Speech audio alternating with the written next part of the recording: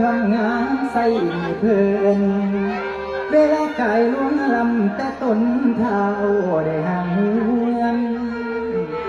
บ่ได้มีหมู่เพื่อนแนวเป็นทาสท่าสามีแต่จำปานาง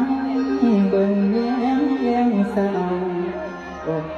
มันหักเครื่องใจอายมีท่าได้หูข่าวว่าเฮามักน้องสาวเขาจะคอยเกลียดกันบ่มีใดอยู่สบายบอกว่าใจตัวเองไว้แม่นเพิ่นด่ากะทำเสยทำเป็นหัวทวนหลง